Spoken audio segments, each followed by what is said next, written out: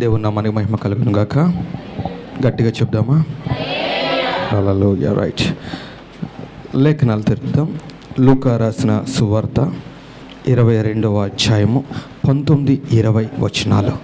లూకా రాసిన సువార్త 22వ అధ్యాయము 19-20 వచనాలు. ఆమేన్. చదవండమ్మా.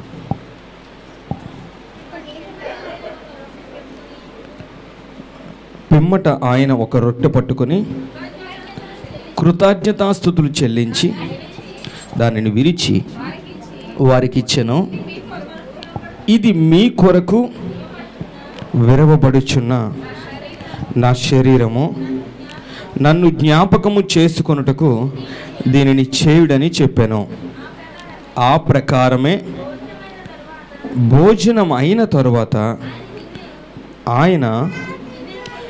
ఆయన గిన్నెయు పట్టుకొని, ఈ గిన్నె మీ కొరకు చిందించబడుతున్న నా రక్తము వలనైన క్రొత్త నిబంధన. హల్లెలూయా. ఈరోజు ప్రభు బలను తీసుకునబోతా ఉన్నాం. ఇంతవరకు ప్రభు బల విషయంలో చాలా మాటలు మనం విన్నాం, చాలా విషయాలు మనం తెలుసుకున్నాం. అయితే మరింత లోతునకు వెళ్ళడానికి, మరింత ముందుకు వెళ్ళడానికి ఈరోజు మీరు సిద్ధపడిన వారు అని దృఢంగా నమ్ముతా ఉన్నాను. హల్లెలూయా. బిగ్గరగా చెప్దామా? రైట్. మీ దృష్టి వాక్యం మీద ఉంటే నేను హల్లెలూయా చెప్తా ఉన్నప్పుడు దేవునికి స్తోత్రం అని కానీ హల్లెలూయా అని కానీ మీరు వెంటనే చెప్పగలరు. అలా లేదనుకోండి, అటు ఇటు చూస్తూ ఉంటారు. దేవుని వాక్యంలో రాయబడిన మాట,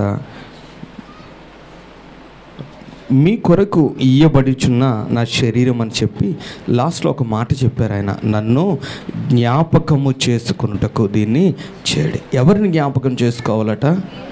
గట్టి చెప్తా. ఎవరిని జ్ఞాపకం చేసుకోవాలి? దేవుణ్ణి జ్ఞాపకం చేసుకోవాలట. జ్ఞాపకం చేసుకోవడానికి దీన్ని చెయ్యండి అని ఆయన చెప్పారు. అయితే ఒకసారి మనం ఆలోచన చేద్దాం. ఒక వ్యక్తిని జ్ఞాపకం చేసుకున్నాం అనుకోండి, ఆ వ్యక్తి ఊరు వెళ్ళారో, లేకపోతే మనకు బాగా దగ్గరగా ఉండేవాళ్ళు, ఆత్మీయులు ఎవరైనా సరే, ఒకవేళ కాలం చేసి దేవుని వద్దకు వెళ్ళిన వాళ్ళు ఎవరినైనా సరే, మనం జ్ఞాపకం చేసుకోగానే మనకు గుర్తొచ్చేవేంటి? రెండు విషయాలు గుర్తొస్తాయండి. ఒకటి, వాళ్ళు చేసిన మంచి ఏమన్నా ఉంటే మంచి, రెండు, వాళ్ళు చేసిన చెడు. ఈ రెండు కూడా ఏమవుతాయి, మనకు వెంటనే జ్ఞాపకం వస్తాయి. లోకంలో మనం చూస్తే కొంతమందిని జ్ఞాపకం చేసుకోవడం చాలామందికి బాధ కలిగిస్తుంది.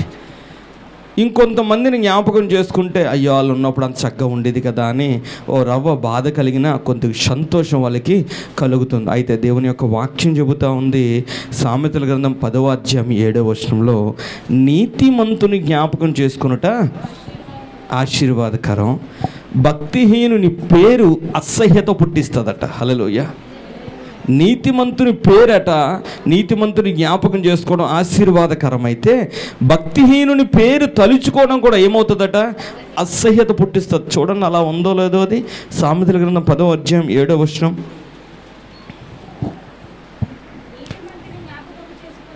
నీతిమంతుని జ్ఞాపకం చేసుకున్నట ఆశీర్వాదకరం, భక్తిహీనుల పేరు అసహ్యత పుట్టించును. హల్లెలూయా.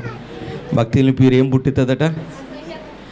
చూడండి, ఈరోజు వాక్యాన్ని వింటున్న ప్రియ సంగమా, దేవుని బిడ్డలారా, ఈ మాటలను మీరు ఆలకించండి. ఏంటి ఆ మాటలు అంటే, మీరు ఏ రీతిగా బ్రతుకుతున్నారు? మిమ్మల్ని జ్ఞాపకం చేసుకోవడం ఆశీర్వాదంలా ఉందా, లేదంటే మిమ్మల్ని జ్ఞాపకం చేసుకోవడం చిరాకు తెప్పిస్తుందా, అసహ్యం పుట్టిస్తుందా? ఇది ఊరందరి విషయం వదిలేద్దాం. నేను మరలా చెబుతున్నాను, జాగ్రత్తగా ఆలకించండి. మీ ఇంటి విషయంలోనే. ఎవరి విషయంలో? దేవుని పరిచర్య ఎక్కడి నుంచి అంటే కుటుంబం నుంచే ప్రారంభమైంది. ఆమెన్. చాలామంది కుటుంబాలను వదిలేసి పరిగెడతా ఉంటారు, కానీ ప్రభువు ప్రణాళిక ఏంటంటే కుటుంబంతోనే పరిచర్య ప్రారంభించాడని. హల్లెలూయా. కుటుంబంతోనే ఏం ప్రారంభించాడట? కాబట్టి మనం అక్కడి నుంచే మొదలు పెడదాం. ఈరోజు నీ ఇంట్లో నిన్ను జ్ఞాపకం చేసుకుంటే, ఎందుకంటే భూమి మీద శాశ్వతం కాదు అన్న సంగతి అందరికీ తెలిసా? తెలుసు కదండి, ఎవరు కూడా ఏం కాదు, మనం శాశ్వతం కాదు. ఇందాక దేవుని యొక్క దాసులు, దేవుని బిడ్డలు మీరు వాక్యం చదువుతున్నప్పుడు మనం పరదేశంలోనే ఉన్నాం ప్రభువా, నీ వాక్యాలు నాకు దాయొద్దు అని అన్నాం. విన్నారు కదా ఆ మాటను? ఎలా ఉన్నాడు భూమి మీద? పరదేశులుగా ఉన్నాం. మన తర్వాత మన పిల్లల తర్వాత వాళ్ళ పిల్లలు ఇలా వస్తూ వెళ్తూ ఉంటారు. ఇప్పుడు నేను మిమ్మల్ని అడుగుతున్న మాట ఏంటంటే, మిమ్మల్ని జ్ఞాపకం చేసుకోవడం ఆశీర్వాదంలా ఉందా, లేకపోతే ఇబ్బందికరంగా ఉంటుందా వాళ్ళకి? నీతిమంతుడు తన పిల్లలను ఆస్తికర్తలుగా చేస్తాడట. ఏం చేస్తాడు? ఆయన వెళ్ళిపోయినా పిల్లలు బాధపడరు, కానీ కొంతమంది తల్లిదండ్రులు ఉంటారు, వారి పిల్లల నిండా అప్పుల్లో ముంచేసి వెళ్ళిపోతారు. అది ఎంత బాధ! బ్రతికినప్పుడు వారిని జ్ఞాపకం చేసుకుందామంటే ఏ మంచి వాళ్ళు చేయలేదు. దేవుని వద్దకు వాళ్ళు వెళ్ళిపోయిన తర్వాత కూడా వారి పేరు కూడా ఏం పుట్టిస్తుందట? అడి చెప్పండి, ఏం పుట్టిస్తుంది? పుట్టిస్తుందా పుట్టించదా? ఈరోజు నేను మిమ్మల్ని ఈ మాట అడుగుతున్నాను. మా ఇంట్లో మా వాళ్ళు, లేకపోతే మా తల్లిదండ్రులు, లేకపోతే మా పిల్లలు, ఇట్లా మా కోడళ్ళు, మా అత్తలు, ఇట్లా అందరు బంధువులందరినీ మీరు కలిపి చూడండి. నువ్వు ఉన్నప్పుడు ఉన్నటువంటి మాట నువ్వు లేనప్పుడు కూడా ఏమవ్వాలట? కనిపించాలా? హల్లెలూయా. దేవుడు అన్న మాట అంటే యేసు ప్రభువుని జ్ఞాపకం చేసుకోమని అన్నాడు కదా ఆయన. ఈరోజు ఆ జ్ఞాపకం కోసమే మాట్లాడుతూ ఉన్నాను. లేఖనం ఏం చెప్తుందంటే, నీతిమంతుని జ్ఞాపకం చేసుకోవడం ఆశీర్వాదం అని చెబుతూ అక్కడితో ఆగలేదు. భక్తిహీనుని పేరట అసహ్యం పుట్టిస్తుందట. చిచి, ఈ పేరు ఎందుకు తలుచుకున్నాం, ఈ మంచి సందర్భాలు అన్ని ఎందుకు తలుచుకున్నాం అని అనుకుంటూ ఉంటారు కదా. నేను మిమ్మల్ని అడుగుతున్నాను, మిమ్మల్ని ఎలా తలుచుకుంటున్నారు? మిమ్మల్ని ఎలా అనుకుంటున్నారు? మీ ప్రవర్తన ఎలా ఉంది? ఈ రోజుతో మీ ప్రవర్తన అయిపోదు కదా, ఈ రోజుతో కాలం అయిపోదు కదా. ప్రభు యొక్క వాక్యం ఏం చెబుతుందంటే, నువ్వు తదనంతరము నీ తర్వాత ఒకవేళ నువ్వు ఇక్కడ ఉన్నప్పుడు, ఇక్కడి నుంచి నువ్వు వేరే ఊరు వెళ్ళినప్పుడు నువ్వు ఉంటే బాగుంది అనుకుంటున్నారా? ఈడు వెళ్ళిపోవడమే బాగుంది అనుకుంటున్నారా? అది దేని మీద ఆధారపడి ఉంటుందో తెలుసా? నీ ప్రవర్తన మీద ఆధారపడి ఉంటుంది. దేని మీదట? గట్టి చెప్పండి, దేని మీద? ప్రవర్తన మీద ఆధారపడి ఉంటుంది. నీ పిల్లలకు నువ్వు ఎలాంటి తండ్రిగా ఉండాలనుకుంటున్నావు? యేసయ్య అయితే చక్కగా అన్నాడు, నన్ను జ్ఞాపకం చేసుకోండి మీకు ఆశీర్వాదం అన్నాడు. ఆమేన్. నన్ను జ్ఞాపకం చేసుకోండి, నేను మీ తండ్రిని, సొంత తండ్రిని, ప్రాణం ఇచ్చాను మీ కొరకు, నా రక్తం ఇచ్చి మిమ్మల్ని విడిపించుకున్నాను. నేను మీ తండ్రిని, నన్ను జ్ఞాపకం చేసుకోవడం మీకు ఆశీర్వాదం. ఏం చేయడమట? నన్ను జ్ఞాపకం చేసుకుంటే మీకు ఆశీర్వాదం. ఎందుకయ్యా అంటే వాక్యం చెప్తుంది, నీతిమంతుని జ్ఞాపకం చేసుకోవడం అట ఆశీర్వాదకరం. హల్లెలూయా. యేసుప్రభులాగే బ్రతకాలి కదా మనం, యేసులాగా ఉండాలి కదా. నిన్ను చూసి ఏం నేర్చుకుంటున్నారు ఇంట్లో వాళ్ళు? నిన్ను చూసి ఏం నేర్చుకుంటున్నారు? మా ఇల్లు అంతే, మా ఇల్లు ఎప్పుడు ఇలానే ఉంటుంది, మా కుటుంబం ఎప్పుడు ఇలానే ఉంటుంది, మా పిల్లలు వాళ్ళు అంతేనండి, వాళ్ళు మారరు. హల్లెలూయా. ముందు ఎవరు చెప్తాం? మనమే. స్తోత్రం. మా కుటుంబం మారదు. ఈరోజు నేను ఈ మాటలు మిమ్మల్ని అడుగుతూ ఉన్నాను. దయచేసి ఒకవేళ మీరు అలా ఉంటున్న వారైతే దేవుడు మిమ్మల్ని గద్దిస్తూ ఉన్నాడు. దేవునికి ఇష్టం వచ్చినట్టుగా బ్రతకడము అంటే ఆయనకి లాగా ఉండడం అని అర్థం. హల్లెలూయా. ఈరోజు ప్రభు వాక్యాన్ని ఆలకిస్తున్న ప్రియబిడ్డలారా, ఈ మాటలు మీ హృదయాల్లో నాటినివ్వండి. యేసు ప్రభుని జ్ఞాపకం చేసుకుంటే ఎందుకు ఆశీర్వాదకరమో ముందు వాక్యాలు మనం చూద్దాం. దానికంటే ముందు ప్రభు మనల్ని ఎలా ఉండమంటున్నారట? నీతిమంతులుగా ఉండాలి. ఆమేన్. ఎలా ఉండాలి మనం? నీతిమంతులుగా ఉండాలి. మన పిల్లలకు మంచి వారిగా మనం ఉండాలి. మన కుటుంబంలో మంచి వ్యక్తులుగా మనం ఉండాలి. నువ్వు అప్పుడు బయటకు వస్తే చక్కగా కనబడతావు. హల్లెలూయా. జ్ఞాపకం చేసుకుందాం. యేసు ప్రభువుని అసలు నీతిమంతుడిగా ఎవరైనా అన్నారా? యేసు ప్రభు మరణించిన తర్వాత కూడా ఒక వ్యక్తి, ఆయన యేసు ప్రభు నమ్మిన ఆయన కాదు, యేసు ప్రభువుని తెలుసుకున్న ఆయన కాదు, కానీ యేసు ప్రభువుని సిలువ వేసి ఆయన మరణించినప్పుడు అక్కడ జరిగినటువంటి కొన్ని విషయాలు, అక్కడ చీకటి పడడం, భూమి వణకడం అంటే భూకంపం రావడం, ఆ కార్యాలన్నీ చూచి అక్కడున్న ఒక శతాధిపతి, ఎంతమంది మీద అధిపతి? శతాధిపతి అంటే ఎంతమంది మీద అధిపత? 100 మంది మీద అధిపతి అయిన వాడు మాట అన్నాడంటే చూడండి, లూకా రాసిన సువార్తలోనే 23వ అధ్యాయము 47వ వచనం. శతాధిపతి జరిగింది చూచి, ఈ మనుష్యుడు నిజముగా నీతిమంతుడే ఉండెనని చెప్పి దేవుణ్ణి మహిమపరిచను. హల్లెలూయా. యేసు ప్రభు ఉన్నప్పుడు కాదట, యేసు ప్రభు మరణించిన తర్వాత కూడా ఎవరు ఏమన్నారట ఆయన్ని? ఈయన నీతిమంతుడు. హల్లెలూయా. మనకు వాక్యం ఏం చెప్తుంది? నీతిమంతుని జ్ఞాపకం చేసుకోవడం ఆశీర్వాదమే కదా. ఆయన కోసం సాక్ష్యం చెబుతూ ఉన్నారు, ఆయన నీతిమంతుడు అని. అలానే పేతురు రాసిన పత్రికలో 2వ అధ్యాయం 22వ వచనంలో ఆయనందు ఏ పాపము లేదు, ఆయన పాపము చేయలేదు అని ఆయన సాక్ష్యం ఇస్తున్నాడు. ఆయనందు ఏం లేదట, ఏ పాపము లేదు, ఆయన ఏ పాపం కూడా చేయలేదు అని తన భక్తుడు, తనతో ఉన్న వాళ్ళు సాక్ష్యం ఇస్తూ ఉన్నారు. ఈరోజు నేను మీతో ఈ మాట చెప్తున్నాను, నీ సాక్ష్యం ఎలా ఉంది అమ్మా? నీ సాక్ష్యం ఎలా ఉంది?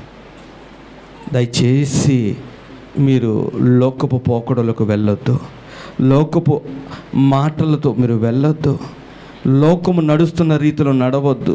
వాక్యం ఏం చెప్తుందో అది నడవండి. నీ సాక్ష్యం ఎలా ఉంది? ఒక ఉద్యోగాన్ని పనిచేస్తున్నప్పుడు అక్కడ నీ సాక్ష్యం ఉందా?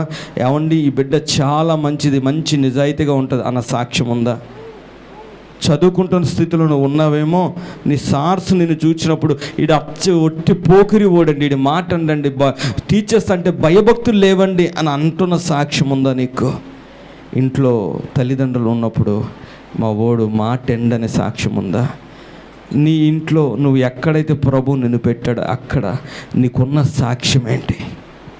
యేసుప్రభు కోసం ఉన్న సాక్ష్యమట, ఈయన పాపం చేయలేదు, ఆమేన్, ఈయన నీతిమంతుడు అన్న సాక్ష్యం ఉందట.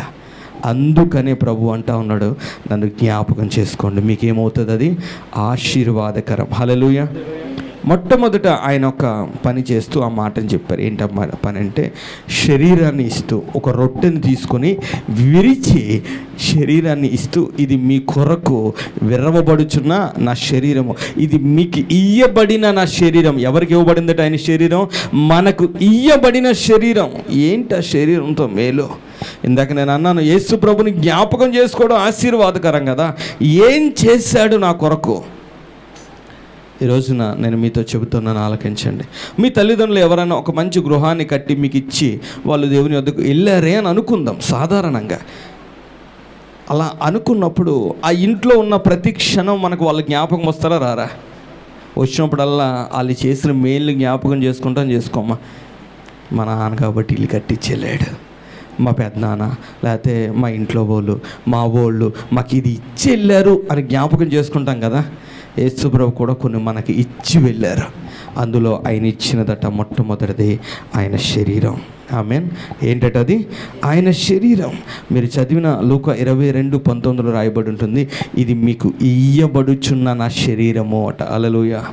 ఎవరి కొరకటది? ఎందరైతే దేవుని దగ్గరకు వస్తారో వాళ్ళందరికీ కూడా ఆయన శరీరాన్ని ఆయన ఇస్తూ ఉన్నాడు. ఆ శరీరం ఏం చేస్తుందో చూడండి. యెషయా గ్రంథము 53:4-5 వచనాల్లో ఆ శరీరం ఏం చేస్తుందో చూడండి. తీసిన వాళ్ళు ఆమె చెప్దామా? యెషయా గ్రంథం 53:4-5 వచనాలు. నిశ్చయముగా అతడు మన రోగాలను, మొట్టమొదటిది శరీరం మీద ఏం జరిగిందట? రోగాలు ఆత్మకు ఉండవు కదా, కాబట్టి ఆయన ఎక్కడ భరించాలి? దాన్ని శరీరానికే భరించాలి, శరీరంతోనే భరించాలి. నిశ్చయముగా అన్న మాట మన తెలుగు పదంలో చదవండి అమ్మా, చెప్పండి. ఖచ్చితంగా ఏం చేశాడట ఆయన? మన రోగములను భరించెను, మన వ్యసనములను వహించెను, అయినను మొత్తబడిన వాడిగాను, దేవుని వలన బాధింపబడిన వానిగాను, శ్రమ నొందిన వానిగాను మనం అతనిని ఎంచితిమి. మన అతిక్రమ క్రియలను బట్టి. దేన్ని బట్టండి? అతిక్రమము అంటే ఏంటి? క్రమాన్ని దాటడం, అతి ముందుకు వెళ్ళడం. మనం అలా చేసిన పనులను బట్టట ఆయనకి ఏమైందటమ్మా? అతడు గాయపరచబడెను. శరీరం మీద ఏమైనాయే? యేసు ప్రభువు శిలువలోకి వెళ్ళేటప్పుడు ఏమైందటమ్మా? 39 కొరడా దెబ్బలను ఆయన తిన్నారు. ఈటెతో రెల్లుతో ఆయన తల మీద కొట్టడం జరిగింది. ముండ్ల కిరీటాన్ని ఆయనకు పెట్టడం జరిగింది. విపరీతమైనటువంటి గాయాలతో ఆయన రక్తము ఓడ్చున్న శరీరంతో సిలువను మోసుకుంటూ కల్వరి ఆ గొల్గొత కొండకు వెళ్ళడం జరిగింది. వాక్యంలో రాయబడిన మాట, నీ అపరాధ క్రియల వల్ల, నీ అతిక్రమ క్రియల వల్ల అతనికి ఏం జరిగిందట?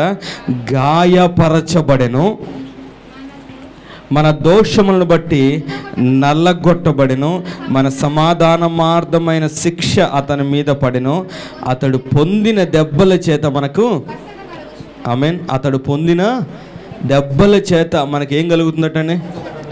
హల్లెలూయా. వాక్యంలో ఆయన చెబుతున్న మాటను ఆలకించండి. మొట్టమొదటిది, ఆయన మన రోగాలన్నిటిని ఏం చేశాడట? ఆయన భరించాడు. రెండవది, వ్యసనాలన్నిటిని ఆయన వహించాడు. దానివల్ల ఎంత నష్టం కలుగుతాదో ఆయన భరించాడు. కాబట్టి ఈరోజు నీ వ్యసనాలు అది ఏదైనా దానికి విడుదలిచ్చాడు దేవుడు. హల్లెలూయా. దాంతో ఆయన చెబుతూ ఉన్నాడు, గాయపరచబడ్డాడట. ఆయన ఏం చేయబడ్డాడని? గాయపరచబడ్డాడు. అతనికి స్వరూపం అన్నది లేకుండా పోయిందట. ఏం పోయిందండి ఆయనకి? మీరు ఉదయం లేచిన వెంటనే మనం ఏ రీతిగా ఉన్న అద్దం ముందుకెళ్ళి ఒకసారి మన మొహం చూసుకుంటాం కదా. ఆయన విషయంలో రాయబడి ఉంది, అతని గడ్డం చెక్కబడిందట. అతని ముఖము అని గుర్తుపట్టడానికి లేకుండా భయంకరంగా తయారైంది. యేసు ప్రభు శరీరాన్ని ఎవరి కొరకు ఇచ్చారంటే, వాక్యంలో రాయబడింది, మీ కొరకు ఇయ్యబడుచున్న నా శరీరం. ఎందుకొరకయ్యా అదంటే, పాత నిబంధనను చూపిస్తూ ఉన్నాడు ఆయన. పాత నిబంధనలో లేవీ కాండను ఒకసారి తెరుస్తారా? ఈరోజు ప్రభు యొక్క బల్ల పూర్తి వివరణ మీకు అర్థమైతే బల్లకు ఇవ్వాల్సిన మర్యాదను మీరు ఇస్తారు. 16వ అధ్యాయం లేవీ కాండం 21, 22 వచనాలు.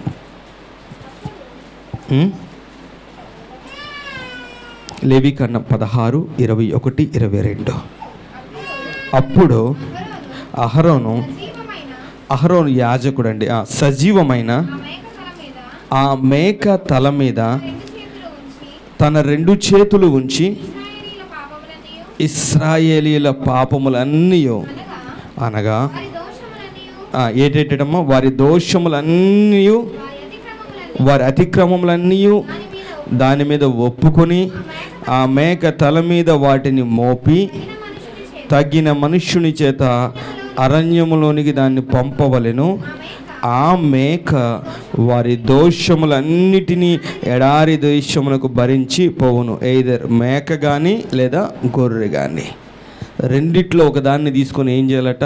యాజకుడిగా ఉన్నవాడట ఇశ్రాయేలుల తరపున, అందరి తరపున ఒక్కడే నిలబడ్డాడట. ఎంతమంది తరపుననే? అందరి తరపున ఒక్కడు నిలబడ్డాడట. మనందరి తరపున కూడా ఎవరు నిలబడ్డారంటే, తండ్రి అయిన దేవుడు నిలబడ్డాడు. తండ్రి అయిన ఆ దేవుడు యేసు ప్రభు నిలబడితే పైనున్న తండ్రి అట సమస్త మనుష్యుల భారాలు, బాధ్యతలు, వాళ్ళు చేసిన దోషాలు, వాళ్ళు చేసిన పాపాలు, వాళ్ళు మీరిన అతిక్రమములు అన్నిటినీ ఆయన శిరస్సు మీద, సేమ్ ఇక్కడ మేకాని మీరు చదివిన ఆ గొర్రెకు సంబంధించిన విషయమే, అన్నీ కూడా ఎవరి మీద మోపబడ్డాయటండి? ఆయన మీద మోపబడ్డాయట. మీరు చదివిన మాటల్లో యెషయా గ్రంథంలో ఒక మాట రాయబడింది, సమాధానార్థమైన శిక్ష. ఏంటది? సమాధానార్థమైన శిక్ష పొందితే ఏమొస్తుంది? సమాధానం వస్తుంది. ఎవరెవరికి? తండ్రి దేవునికి, మనకు ఏమొస్తుంది? సమాధానం వస్తుంది. దేవునికి ఇది వరకు నువ్వు దూరంగా ఉన్నావేమో, ఒక్క దగ్గరికి దేవుడు నడిపించడానికి పిలిచాడు. ఎలాగంటే మన అతిక్రమాలతో వెళ్ళగలమా? వెళ్ళలేం. మన ఇబ్బందులతో వెళ్ళగలమా? వెళ్ళలేం. కానీ మన కొరకు అట యేసు ప్రభువు ఆయన ప్రతి పాపాన్ని, మనములో ఉన్న ప్రతి పాపాన్ని ఆయన మోసాడట. అయితే వాక్యంలో రాయబడింది, ఆ మేకను ఏం చేయమన్నారట? అరణ్యములో దాన్ని ఏం చేయాలి?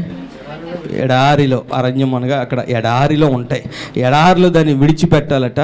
విడిచిపెడితే అది ఏం చేస్తుందట? అందరి దోషములను మోసుకుంటూ వెళ్తుంది. హల్లెలూయా. మీలో ఎంతమంది బీచ్కి వెళ్ళి ఇచ్చిన వెంటనే కాళ్ళు చేతులు కడుక్కుని అలవాటు ఉంది? బీచ్కి వెళ్ళి తడిసి వస్తారో, వస్తారో, గెంత వస్తాం కదా, కాళ్ళకి ఇసుక అంటుకుంటుంది, అంటుకోదా? కాళ్ళ వేళ్ళ మధ్యన ఇసుక దూరుతుందా దూరదా? ఎడారిలో ఏముంటుంది? ఇసుకే కదా ఉంటుంది. అలా వదిలిన ఆ మేక కానీ గొర్రె కానీ ఏం జరిగిద్దంటే, ఎడారిలో నీళ్ళు ఉంటాయండి? ఉండవు. తిండి ఉంటుంది, గడ్డి ఉంటుంది, అక్కడ ఉండదు, ఇసుక ఒకటే కదా. ఇంచుమించు 50 డిగ్రీలకు పైగా ఎండ వస్తుంది అక్కడ. ఏ కాలమైనా సరే ఎండ ఎంత డిగ్రీ వస్తుంది? 50 డిగ్రీలు పైన వచ్చి ఆ ఎండకి అది నడిచి వెళ్తున్నప్పుడు దానికట తాగడానికి ఏమీ దొరకదు.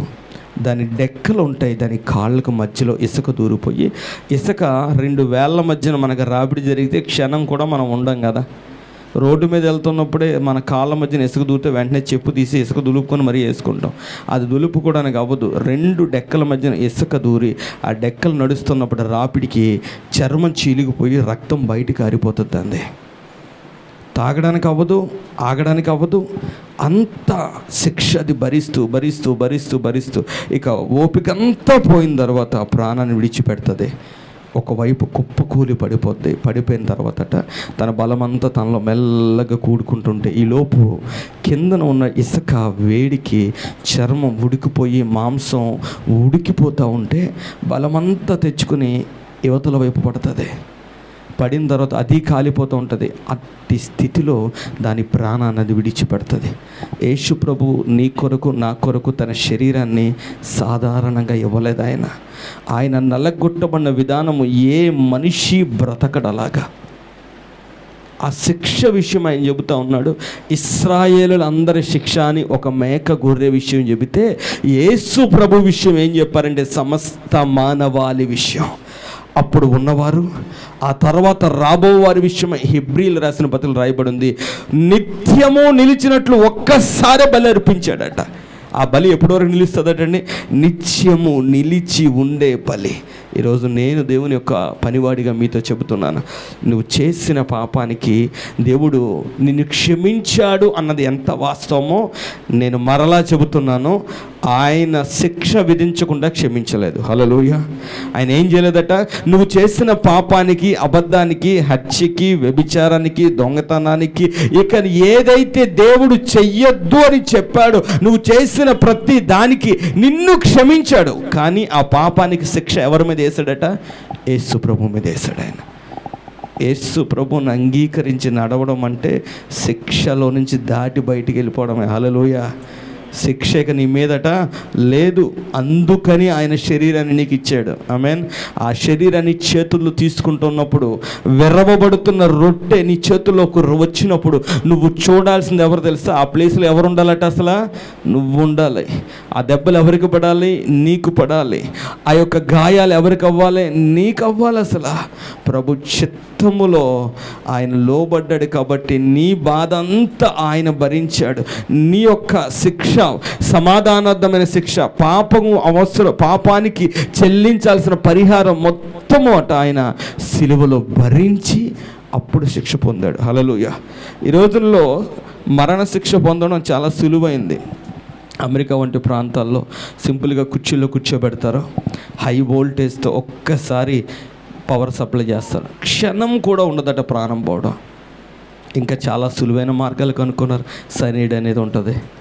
కానీ యేసు ప్రభు అలాంటి మరణాలు ఎంచుకోలేదు. ఎందుకు చెప్పనా అండి? సమాధానార్థమైన శిక్ష భరించాలి. హల్లెలూయా. నిన్ను దేవునితో ఏం చేయాలి? ఒకటి చేయాలి. నిత్య రాజ్యంలోకి నిన్ను తీసుకుని వెళ్ళాలి. ఇది ఆయన ఆశ.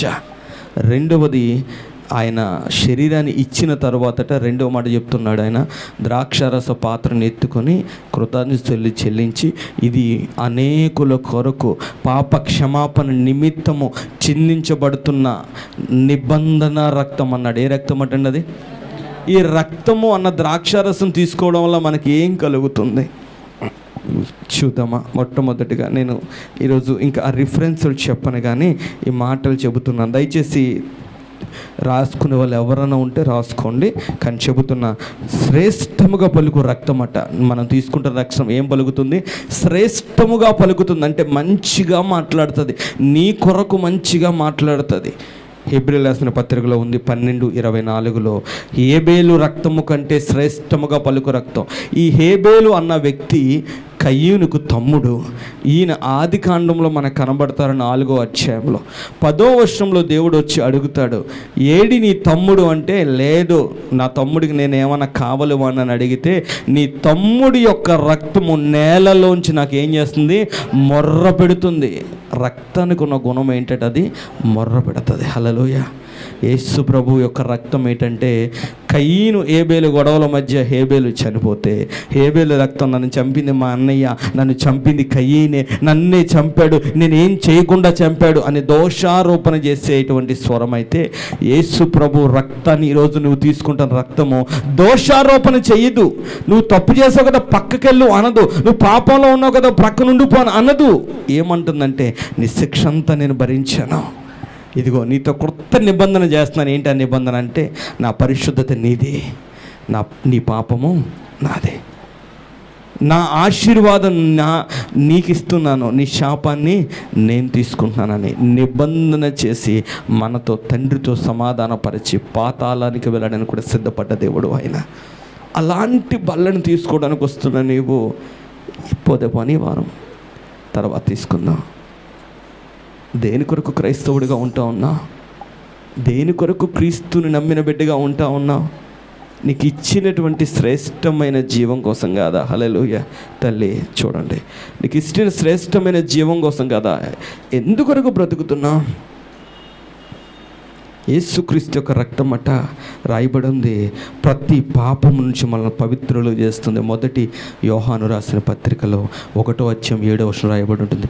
యేసుక్రీస్తు యొక్క రక్తము మనలను ప్రతి పాపము నుండి పరిశుద్ధులుగా పవిత్రులుగా చేస్తుందట.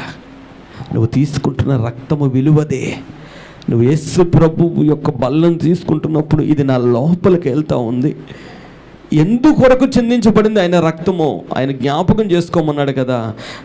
నన్ను కొడితే వచ్చే రక్తము ఎవరు తీసుకున్నారట దెబ్బలో? హల్లెలూయా. ఎవరు తీసుకున్నారు? ఆమేన్. తల్లిదండ్రులుగా చాలా ప్రేమ చూపిస్తారు పిల్లల మీద కదా. ఎక్కడి నుంచి వచ్చింది మీకు ఆ ప్రేమ? దేవుని యొక్క వాక్యం చెబుతుంది, ఆయన ప్రేమ స్వరూపే. నీ పిల్లలను ప్రేమిస్తున్నావు అంటే అది నీ ప్రేమ కాదు. నేను మరలా చెబుతా ఉన్నాను, నేను కాబట్టి స్తోత్రం, అలాంటిది కాదు. నీ తండ్రి నీకు ఇచ్చాడు ఆ ప్రేమని. హల్లెలూయా. తండ్రి తన పిల్లల్ని ఎలా ప్రేమించాడంటే తన ప్రాణం పెట్టాడు, అంతలా ప్రేమించాడట. ఆయన ప్రాణం పెట్టి ఎందుకు అంటే ఆయన అంటా ఉన్నాడు, మిమ్మల్ని అందరినీ పరిశుద్ధులుగా చేయాలి, అది ఆయన ఆశ. మూడవది హెబ్రీయులకు రాసిన పత్రిక 9:14 రాయబడి ఉంది, మన మనస్సాక్షిని శుద్ధీకరిస్తుందట. ఏం చేస్తుంది అది? యేసు ప్రభు యొక్క రక్తాన్ని ఈరోజు నువ్వు తీసుకుంటా ఉంటే అది నీ మనస్సాక్షిని శుద్ధీకరిస్తుంది. ఈ మనస్సాక్షి చాలా ఘోరం. మా మాటలో చెప్పాలంటే మనస్సాక్షి వేరేం కాదు. మనస్సు చెప్పే సాక్ష్యం మనస్సాక్షి. హల్లెలూయా. నీ మనస్సు సాక్ష్యం చెప్పింది కదా. ఏంటంటే ఉదాహరణకు అనుకుందాం, నువ్వు అబద్ధం ఆడకూడదని వాక్యం నీకు తెలుసు. ఎక్కడో బయట అబద్ధం ఆడి సన్నిధిలోకి వచ్చావు. సడన్గా ఆ రోజున ప్రార్థన జరుగుతుంది, నువ్వు సన్నిధిలో కూర్చొని ఉంటావు. నువ్వు దేవుని ప్రార్థన చేయ, క్షమాపణ అడుగు, ఇదిగో నువ్వు అబద్ధం ఆడావు అన్న మనస్సాక్షి చెప్తుందా చెప్పదా? నువ్వు ఏదైనా తప్పు చేస్తున్నాడు, పాపం చేస్తున్నాడు, ఇదిగో దేవునికి ఇష్టం కాదు, వద్దు, ఇది సరైంది కాదని నీ మనస్సాక్షి నేను గద్దిస్తూ ఉంటుంది కదా. అయితే ప్రభు అంటా ఉన్నాడు, నువ్వు ఇది వరకు ఎప్పుడెప్పుడో చేసిన ప్రతి పాపాలను నీ మనస్సు జ్ఞాపకం చేస్తే దేవుని యొక్క వాక్యం చెబుతుంది, ఆ మనస్సాక్షిని కూడా దేవుని యొక్క రక్తము శుద్ధీకరిస్తుంది. యేసు ప్రభు రక్తానికి ఉన్నటువంటి శ్రేష్టమైన గుణం ఏంటంటే ఇంక్లూడింగ్ నీ మనస్సాక్షిని కూడా అది ఏం చేస్తుందట? శుద్ధీకరిస్తుంది. హల్లెలూయా. మత్తయి సువార్త 26:28 మనకందరికీ తెలిసిన మాట. యేసు ప్రభు యొక్క రక్తము మన పాపాలను ఏం చేస్తుందండి? క్షమిస్తుంది. ఆమేన్. మన పాపాలను ఏం చేస్తుందట? క్షమిస్తుంది. అది యేసు రక్తము ద్వారా మాత్రమే సాధ్యం. ఆమేన్. యేసు ప్రభు వల్ల మాత్రమే అది సాధ్యం. నువ్వు యేసు ప్రభు దగ్గరికి వచ్చి, ప్రభువా ఇదిగో దయచేసి నన్ను క్షమించు, నేను పలానా తప్పు చేస్తానని నువ్వు ఒప్పుకున్నావా? నీ ప్రతి పాపాన్ని వెంటనే క్షమించే దేవుడు ఆయన. హల్లెలూయా. ఎఫెసీయులకు రాసిన పత్రిక 1:7 ఇంకొక మాట రాయబడి ఉంటుంది, యేసు రక్తానికి ఉన్న శక్తి ఏంటంటే ఏ బంధకాల్లో ఉన్నావో, ఏ శాపాల్లో ఉన్నావో అది నీకు విమోచన ఇస్తుందట. ఏం చేస్తుందండి అది? గట్టి చెప్దాం, ఏం చేస్తుంది? విమోచన. నువ్వు బల్లను తీసుకునేటప్పుడు నీకు ఎలా కలిగి ఉండాలంటే, ఇది నాకు విమోచన ఇస్తుంది, నా పరిస్థితుల నుంచి, నా శాపాల నుంచి, నా బాధల నుంచి నాకు విడుదలనిచ్చే రక్తము యేసు రక్తము అని నువ్వు నమ్మి విశ్వసించి తీసుకోవాలి. హల్లెలూయా. ఏ ట్యాబ్లెట్ పెడతా ట్యాబ్లెట్ మీరు వేసుకోరు కదా. ట్యాబ్లెట్ కోసం మినిమం తెలుసుకోరా? ఎవరు చెప్తారు మీకు? మెడికల్ షాప్ వాడు చెప్తాడు, అవునా అమ్మ ఇది జ్వరానికి అని అంటారు. అప్పుడు ఇది జ్వరానికి ఇది వేసుకుంటే తగ్గుతుందని అది తెలుసుకుని మీరు ఏం చేస్తారు, ట్యాబ్లెట్ని వేసుకుంటారు. మరి యేసు రక్తం కోసం తెలియకుండా, యేసు యొక్క శరీరం కోసం తెలియకుండా మీరు తీసుకుంటే మీకు ఏం పని చేస్తుంది అది? అందుకని ఈరోజు రక్తం కోసం కూలంకుషంగా స్పష్టంగా చెప్పడం జరుగుతుంది. యేసు యొక్క రక్తమట మనలను ప్రతి శాపము నుంచి విమోచిస్తుంది. అది ఏ శాపం నీ మీద ఉందో, తల్లిదండ్రుల శాపాలు ఇంచుమించు 4 తరాల వరకు పిల్లల మీద ఉంటాయట. ఎన్ని తరాలండి? 4 తరాల వరకు ఉంటాయి. దానికోసం చాలాసార్లు మాట్లాడుకున్నాం. ప్రభు అంటాడు ఆ శాపాలకున్న శక్తి అట దేని ద్వారా విరవబడుతుంది? కేవలము యేసు రక్తము ద్వారా మాత్రమే విరవబడుతుంది. ఆమేన్. రోమీయులకు రాసిన పత్రిక 5వ అధ్యాయం 9వ వచనం రాయబడి ఉంది, నీతిమంతులుగా తీరుస్తుందట దేవుని యొక్క రక్తం. మనల్ని ఏం చేస్తుంది? గడి చెప్పాలి, ఏం చేస్తుందట? నీతిమంతుల సభలో పాపులు నిలవరు అన్న వాక్యం రాయబడింది. ఎక్కడ రాయబడింది తెలుసా అమ్మా? చదవండి తల్లి. రెండేనా? రెండటమ్మ, చదువుతారా? చదవండి.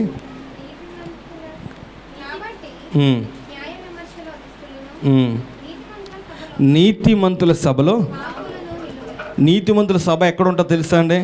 దేవుని రాజ్యంలో ఉంటుంది. ఆమేన్.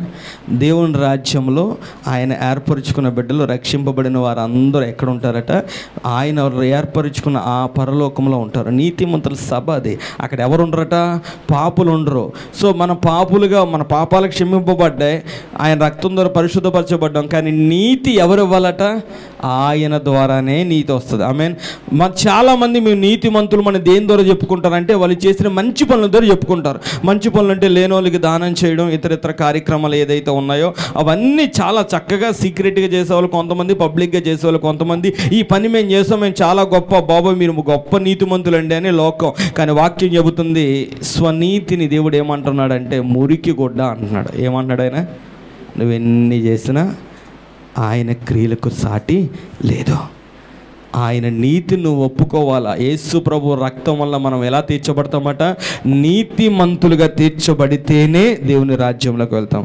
ఆఖరిది 7వది ప్రకటన గ్రంథం 12వ అధ్యాయం 11వ వచనం రాయబడింది, ఆయన రక్తము వలన, అంటే గొర్రెపిల్ల రక్తము వలన వారు ఇచ్చిన సాక్ష్యం బట్టి వారిని జయించి ఉన్నారు. ఆమేన్. ఈ లోకములో నువ్వు ఏ శోధన జయించాలన్నా నీకు రక్తమును, యేసు రక్తము నుంచి మాత్రమే ఆ విజయం వస్తుంది. యేసు రక్తం నుంచి మాత్రం ఏమొస్తుందట? మనకి విజయం వస్తుంది. ఈరోజు నువ్వు తీసుకోబోతున్న రక్తానికి 7 రకాల లక్షణాలు ఉన్నాయి. అది నిన్ను పరిశుద్ధపరుస్తుంది, నీతిమంతులుగా మారుస్తుంది, విమోచన ఇస్తుంది, జయాన్ని ఇస్తుంది. ఇన్ని చేస్తున్న రక్తము విషయంలో అంటా ఉన్నాను, ఆలకించండి. ఎంత విలువైన రక్తాన్ని! అమ్మ, రేర్ గ్రూప్ ఏంటి? బ్లడ్ గ్రూపుల్లో రేర్ గ్రూప్ అంటారు కదా. ఏంటి ఆ గ్రూప్ అమ్మా? O negative. పాజిటివ్ అన్న దొరికిద్ది కానీ హల్లెలూయా నెగిటివ్ అట్ట దొరకదు. అది ఎవరు కూడా ఎవరికి త్వరగా ఇవ్వడానికి ఒప్పుకోరు. ఈవెన్ బ్లడ్ బ్యాంక్స్ ఆల్సో ఏం చేయవయ్యి త్వరగా ఇవ్వడానికి ఒప్పుకోరు. ఎందుకంటే ఇది రేర్ బ్లడ్ గ్రూప్, అది ఎవరికి దొరకదు. మరి యేసు ప్రభు యొక్క రక్తం అట నేను పరిశుద్ధపరిచి, పవిత్రపరిచి, విమోచనిచ్చి, నీకు విడుదలనిచ్చి, నీకు నీతినిచ్చి, జయాన్నిచ్చి, ఇన్ని చేస్తున్న రక్తము ఎవరి కొరకు చిందించాలా? ఇప్పుడు మీ ఇంట్లో మీది ఓ నెగిటివ్ అండి, మీరు ఎవరి కోసం చేస్తారు బ్లడ్ని? మ్యాక్సిమం మీకు 99% తెలిసిన వాళ్ళు అయ్యి ఉండాలా, 100% మీ ఇంట్లో వాళ్ళు అయ్యి ఉండాలా. హల్లెలూయా. 99% ఎవరు అయ్యి ఉండాలా? మీకు తెలిసిన వాళ్ళు అయితే సర్లే, కానీ 100% ఎవరికి? మీ ఇంట్లో వాళ్ళకి అయితే ఇస్తారు. మరి యేసు ప్రభు రోమీయులకు రాసిన పత్రిక ఆఖరి వచనం చదువుదామా? రోమీయులకు రాసిన పత్రిక 5వ అధ్యాయం 7 నుంచి 9 వచనాలు. రోమీయులకు రాసిన పత్రిక 5వ అధ్యాయం తీసిన వాళ్ళు ఆమెన్ చెప్దామా? ఆమెన్. 7 నుంచి 9 వచనాలు. నీతిమంతుని కొరకు సైతము ఒకడు చనిపోవుట. ఆగండి, ఇప్పుడు నీ కొరకు చచ్చిపోవాలి యేసయ్యా? ఈ వాక్యంలో రాయబడి ఉన్న మాట ఏంటంటే నీతిమంతుల కోసం కూడా ఒకటి చనిపోవడం అట అరుదు, కష్టం, అసాధ్యం మాటలో చెప్పాలంటే. కానీ వాక్యంలో రాయబడి ఉన్న మాట చూడండి 8వ వచనం నుంచి. అయితే దేవుడు మన ఎడల తన ప్రేమను వెల్లడిపరుచుచున్నాడు. ఎట్లనగా మనం ఇంకనూ పాపులమై ఉండగానే క్రీస్తు మన కొరకు, ఆమేన్, మనం ఇంకా పాపపు స్థితిలో ఉండగానే యేసు ప్రభు అట మన కొరకు నిత్య బలి అయిపోయాడట ఆయన. అయితే రోమీయులకు రాసిన పత్రిక పౌలు గారు రాశారు, ఆయన మాట చెప్తున్నాడు, మంచి వాళ్ళ కోసం కూడా ఒకరు చచ్చిపోవడం అనేది అరుదు కదా. ఈరోజు నేను మిమ్మల్ని అడుగుతున్నాను, ఇక్కడున్న మీలో అబద్ధమాడిన వారు ఎవరైనా ఉన్నారా? పాపపు చూపుతో ఇతరులను చూడని వారు ఎవరైనా ఉన్నారా? ఇతరులు కొనుక్కున్న ఏదైనా వస్తువుల విషయంలో అసూయ పడని వాళ్ళు ఎవరైనా ఉన్నారా? పోనీ ఇప్పటి వరకు అండి నేను ఒక్క పాపం, ఏ రకమైన పాపం కూడా నేను చేయలేదు అన్న వాళ్ళు ఎవరైనా ఉన్నామా? నేను గ్యారెంటీగా అడుగుతాను మిమ్మల్ని, ఒక్క పాపం కూడా నేను చేయలేదు. పెద్ద పెద్ద వద్దు, హత్యలు, దొంగతనం అలాంటివి వద్దు, పోనీ చిన్నదైనా నేను చెయ్యలేదు అన్న వాళ్ళు ఎవరు ఉన్నారా? కానీ యేసుప్రభు అంటున్న మాట ఏంటంటే నిన్ను ప్రేమించట, నువ్వు ఇంకా పాపిగా ఉండగానే నీ కొరకు ప్రాణం పెట్టాడట. ఆ ప్రాణం కూడా ఎలాగంటే తన శరీరము విరవబడేటట్లుగా చేసుకుని తన రక్తాన్ని చిందించబడేలా చేసి, ఇది మీ కొరకు విరవబడుచున్న నా శరీరము, ఇది నీ కొరకు చిందిస్తున్న నా రక్తము అని అంట నిత్య బలిగా ఆయన చేశాడు. ఈరోజు ప్రభువుని నువ్వు నిజంగా నమ్మితే నువ్వు నీతిమంతుడిగా ఉండాలి. నువ్వు పాపి అన్న సంగతి నీకు తెలిస్తే నీ మనస్సులో పుట్టాల్సిన మొదటి ఆలోచన ఏంటి? నేను నీతిమంతుడు అవ్వాలి. అవునా కాదా? అవునా అండి? ఈరోజు నీకు ఒంట్లో జ్వరం వచ్చింది అన్న సంగతి తెలిస్తే నెక్స్ట్ ఆలోచన ఏంటి నీకు? చెప్పండి తల్లి. ఇద్దరు హాస్పిటల్కి కానీ ఆర్ ట్యాబ్లెట్ కానీ తీసుకోవాలి. అవునా? వెంటనే 2 రోజులు ఆగిందా తీసుకుంటారా ట్యాబ్లెట్? మీరు ఎవరన్నా ఈరోజు మిమ్మల్ని అడుగుతున్నా, ఎవరిని పెట్టలేరా? ఇక్కడ ఉన్న మిగతా బాప్తీసం తీసుకున్న వాళ్ళు ఎవరైతే ఉన్నారో వాళ్ళు అడుగుతున్నాను. వాక్యంతో ప్రభు మాట్లాడాడు, అమ్మా నువ్వు పాపివి, నువ్వు నీతిమంతుడు కాదురా అయ్యా, నువ్వు నీతిమంతుడిగా మార్చబడాలా, అందుకే నా రక్తాన్ని చిందించాను. నువ్వు ఇంకా ఆగుతావు? ఏనాయనా, దేవుణ్ణి నమ్ముకోవడానికి, బాప్తీసం తీసుకోవడానికి ఇంకా ఆగే వాళ్ళు చాలామంది ఉన్నారు కదా. నేను మీతోనే చెబుతా ఉన్నాను, ఒంట్లో పలానది బాగోలేదు అనగానే వెంటనే ట్రీట్మెంట్ అని తెలిసినప్పుడు నువ్వు పాపివి అని ప్రభు చెప్పి నా దగ్గరికి వస్తే నీతిమంతుడు అన్నప్పుడు ఆయన దగ్గరికి రావాలా వద్దా? దేవుని నమ్మాలా వద్దా? నీతిమంతుడు అని నువ్వు అంటే నేను పాపిని అని నిన్ను నువ్వు తెలుసుకోగలిగితే వెంటనే ఏం చేయాలి? నువ్వు నీతిమంతుడిగా అయ్యే పనేంటో ఆ పనిని ప్రారంభించాలి. ఈరోజు దేవుని వాక్యాన్ని ఆలకిస్తున్న ఎవరి బిడ్డలుగా పెద్దవాళ్ళు అందరికీ నేను ఈ మాట చెప్తున్నాను. నువ్వు పాపి అయితే అది నీకు తెలిస్తే వాక్యం చెబుతుంది, పాపం వల్ల వచ్చిన జీతము మరణము. యేసు ప్రభుని వెంబడించాలి, యేసు ప్రభుని తెలుసుకోవాలి. దానికి సమయాలు పెట్టుకోవద్దు, డేట్లు పెట్టుకోవద్దు. 6 నెలలు, ఏడాది, 2 సంవత్సరాలు, 3 సంవత్సరాలు చెప్పొద్దు. రేపటి దినము ఎవరి చేతిలో ఉందో మనకు తెలియదు. ఆమేన్. రేపన్నది ఎక్కడో అది మనకు తెలియదు. రేపటి రోజు నువ్వు దేవునితో ఉండాలని ఆశ కలిగితే ఈరోజు నిర్ణయాన్ని తీసుకో. ప్రభువా నేను నమ్ముతున్నాను, నేను ఆశ్రయిస్తున్నాను, నా పాపాల నుంచి నాకు విడుదల దయచేయి, నన్ను క్షమించు అని ప్రభు పాదాల యొద్దకు రా. ఆయన నిన్ను క్షమించడానికి, ఆయన రక్షణనికి ఇవ్వడానికి సిద్ధ మనస్కుడే ఉన్నాడు. హల్లెలూయా. ఈరోజు ప్రభు నామాన్ని ఎరిగిన ప్రియ బిడ్డలారా, నేను మీతో చెబుతున్న మాటలు ఆలకించండి. యేసు యొక్క రక్తము లిటరల్గా, వాస్తవంగా మీ శరీరాన్ని శుద్ధీకరిస్తుంది, మీకు వ్యాధుల నుంచి విడుదల, స్వస్థతనిస్తుంది. ఆమేన్. రెండవది, ఆయన చేసిన ఆ గొప్ప కార్యాన్ని మీరు జ్ఞాపకం చేసుకోవడం వల్ల ఎన్ని రకాలుగా మీరు ఆశీర్వదింపబడతారు. మీ రోగాలు, వ్యాధులు పోవడమే కాదు, పరిశుద్ధులుగా తీర్చబడతారు, పవిత్రపరచబడతారు, నీతిమంతులుగా తీర్పు తీర్చబడతారు. మీరు మీ పాపాలన్నిటికీ క్షమాపణ కలుగుతుంది.